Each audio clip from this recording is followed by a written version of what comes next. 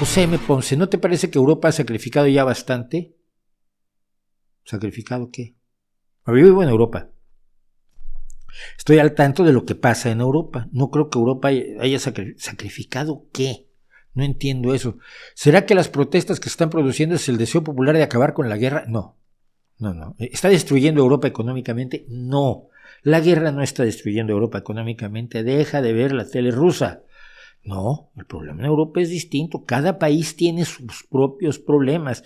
Las protestas que están llevando a cabo en Alemania son distintas de las protestas que están llevando a cabo en el Reino Unido y distintas de las protestas francesas.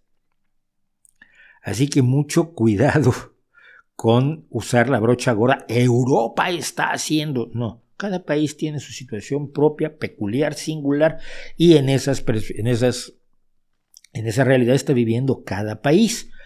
Obviamente hay intenciones e intereses distintos para promover cierto tipo de manifestaciones o de disturbios, que eso siempre ha pasado, se llama provocar, lo han hecho los Estados Unidos, lo hacen países contra países, lo hace Rusia en este momento con enorme intensidad, lo hacen organizaciones políticas diversas, lo hacen organizaciones religiosas diversas.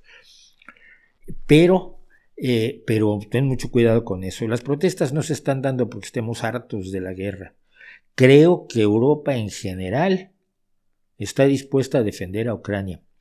Y está dispuesta a defender a Ucrania no solamente porque no puede ganar tierra el que agrede, no puede salir ganando el agresor.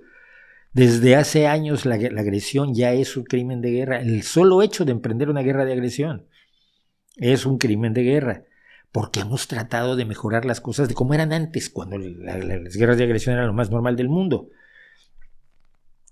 Por eso cuando la gente habla, es que la guerra de 1847-48 en México, sí, pero era una época en la que así se anexionaban los territorios. Ahora ya hemos tratado de cambiar las cosas para que no te puedas anexionar territorios, simplemente presentándote en la frontera y diciendo, la frontera no me gusta, la vamos a poner más allá, que es lo que hizo Putin.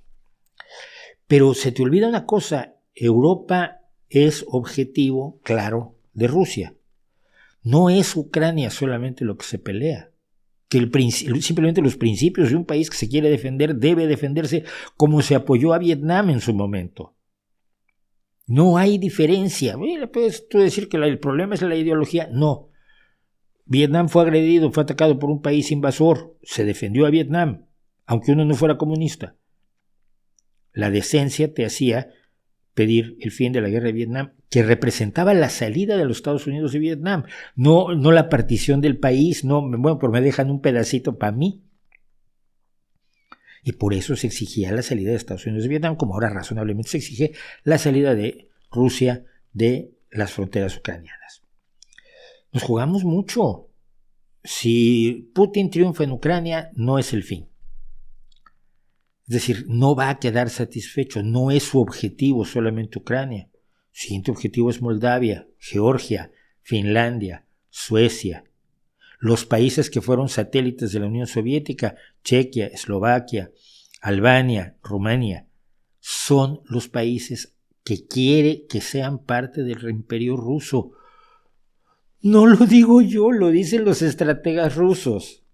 Entonces, vamos a tener una guerra de 30, 50 años continuada en territorios cada vez más amplios de Rusia, perdiendo a la gente que en la Europa Oriental ya no quiere tener nada que ver con Rusia, como lo hemos visto en Moldavia o en Georgia.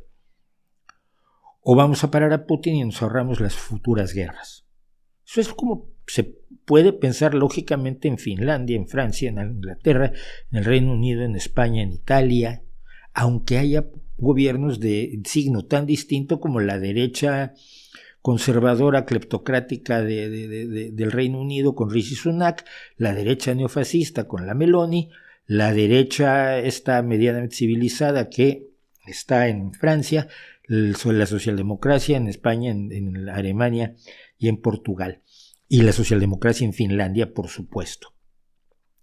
Es decir, hay intereses comunes independientemente de la ideología de los países. La defensa que hace Europa de Ucrania tiene motivos y creo que debe seguir, y creo que todo indica que va a seguir porque nadie está metiendo a la guerra en los asuntos de las jubilaciones de Macron o en los problemas de del Reino Unido y de la erosión de la red social que está llevando a cabo el conservadurismo. Así que no tiene nada que ver, no creo.